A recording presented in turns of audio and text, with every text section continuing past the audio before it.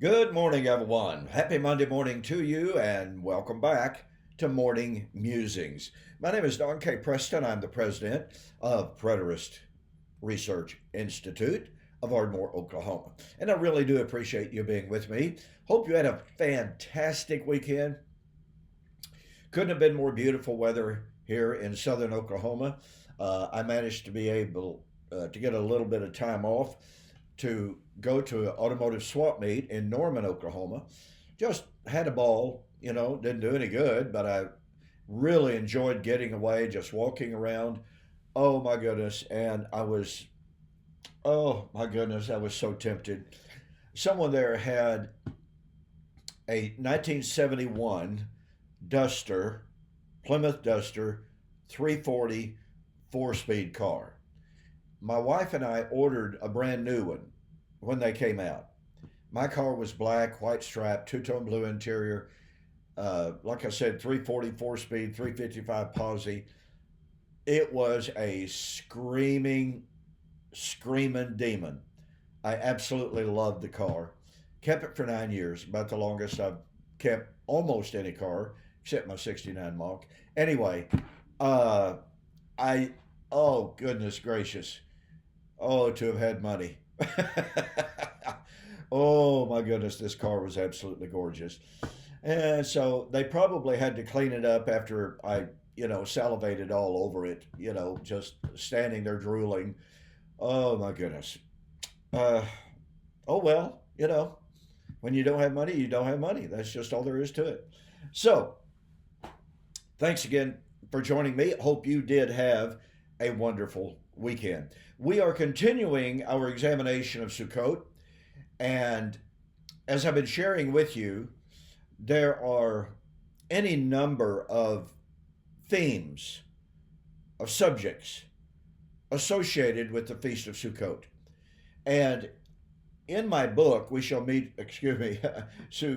Resurrection Feast Fulfilled, I enumerate all of the meanings, linkages, pardon me, if you please, that I found in my extensive research. Now, I might have overlooked some meanings that have been linked to that feast down through the centuries, but these are the ones that I have found. So, one of those linkages, one of the meanings of the Feast of Sukkot is that it was called the Feast of the Nations or the Joy of the Nations.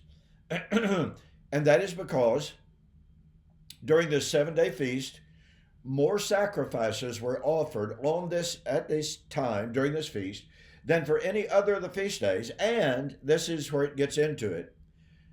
Sacrifices were offered for all nations of the earth.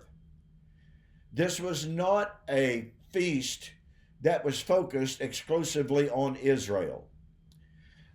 Sacrifices were offered more specifically for the quote 70 nations. Now, by the way, you might get on YouTube and look up Michael Heiser and the offering of the 70 sacrifices.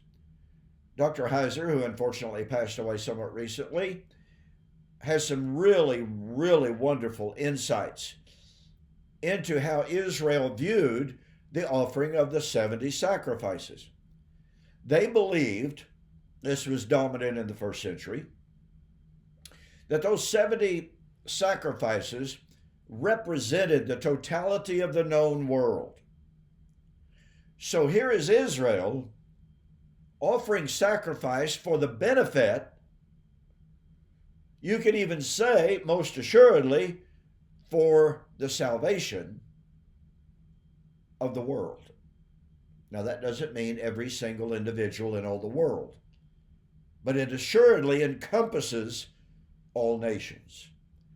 And that's because, you see, scholars have long recognized that Israel had a doctrine, hammered out over time, so to speak, that not only was Yahweh going to save Israel, that is the 12 tribes, in the last days, but he was also going to send his Messiah to bring the nations into Israel's salvation.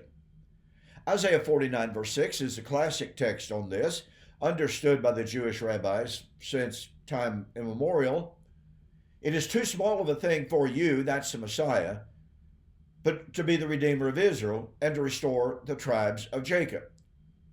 That's the 12 tribes. Here is Messiah going to restore the 12 tribes. Then he says, I will also make you a light to the nations. Well, this is reflected in the Feast of Sukkot. The Feast of Sukkot was for all 12 tribes.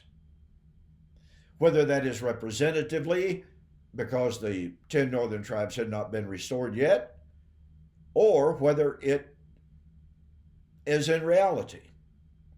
The point of fact is, God's plan was always to restore the 12 tribes and then to bring the nations into that salvation. A salvation focused on strictly Israel was never God's plan. I've been sharing with you over the last couple of videos how this is portrayed in the book of Revelation. How this joy of the nations feast is played out.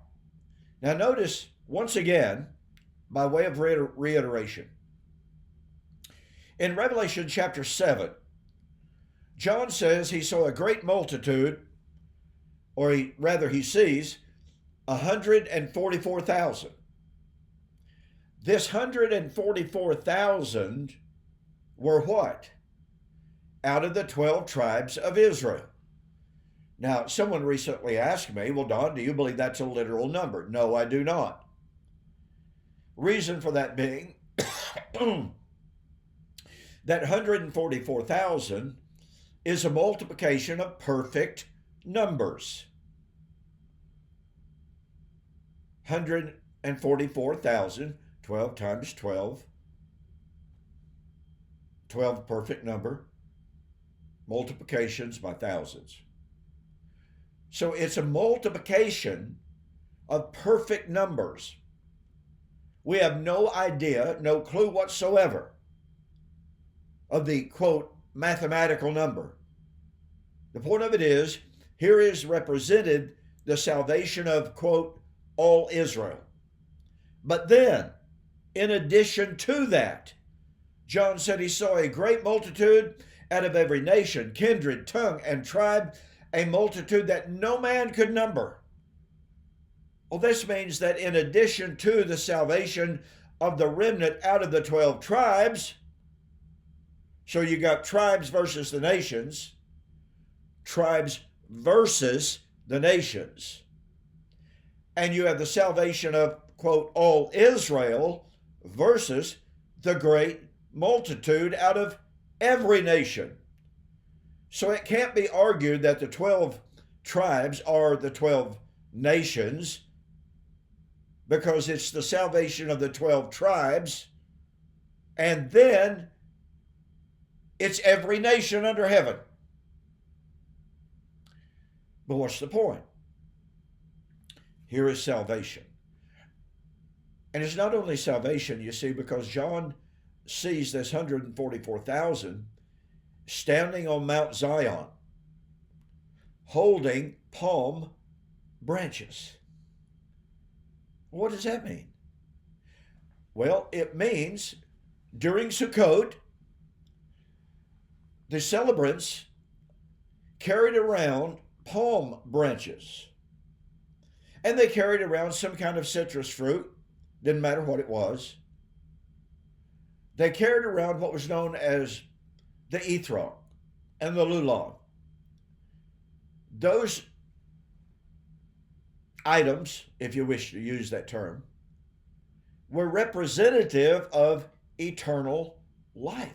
Strangely enough, you and I may not link into that pattern of thought, but it's the way they thought. And that's what's important for our study. So the 144,000 are celebrating what? They're celebrating Sukkot. And guess what? The 144,000 join in that celebration. Now notice, in Revelation 14, it recapitulates the vision of chapter 7.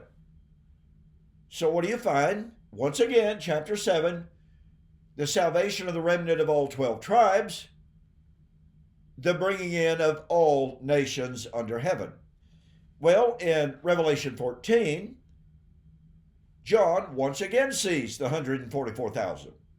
I looked, and behold, a Lamb was standing on Mount Zion, with him 144,000, having his name and the name of his Father written on his forehead.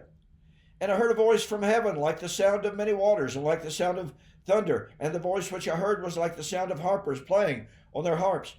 And they sang a new song before the throne and before the four living creatures and the elders. And no one could learn the song except the 144,000 who had been purchased or redeemed from the earth. These are the ones who have not been defiled with women, for they have kept themselves chaste. These are the ones who follow the Lamb wherever he goes. These have been purchased from among men as the first fruits to God and to the Lamb, and no lie was found in their mouth. They're blameless.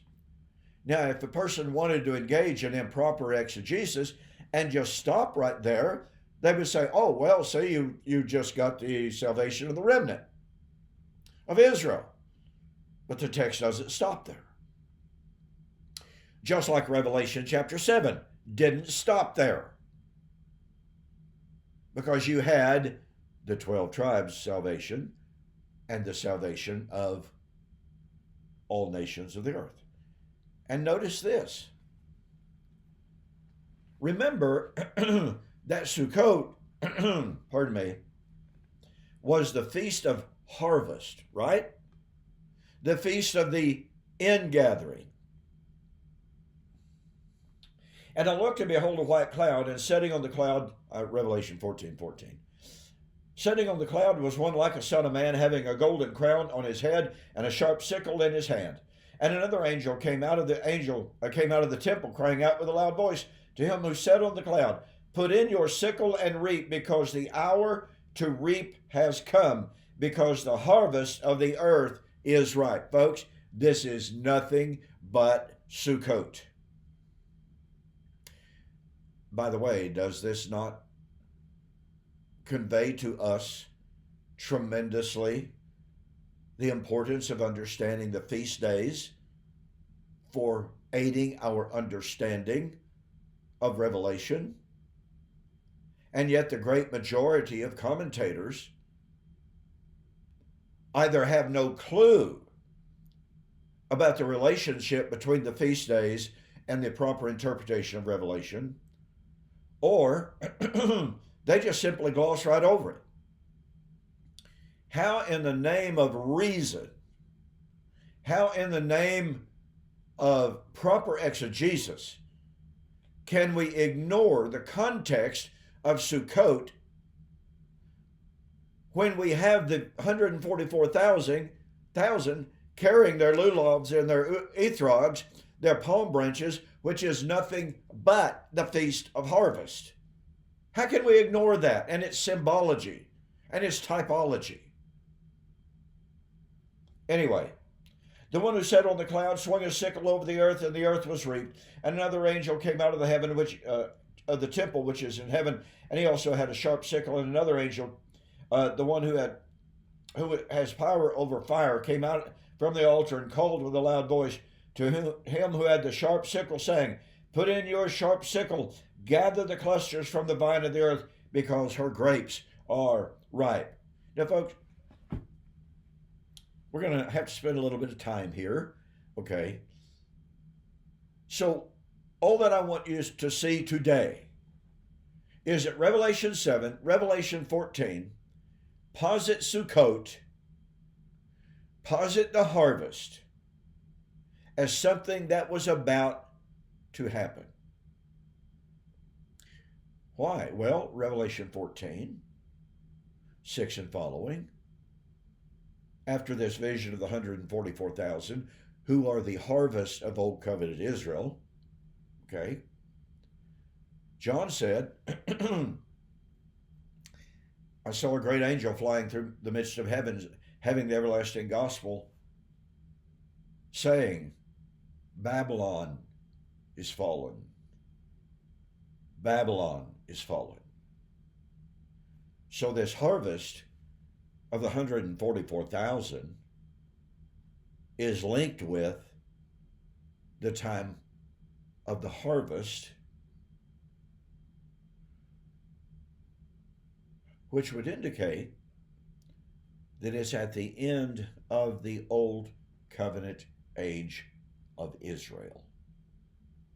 As we will see tomorrow on the flip side. I'll see you there.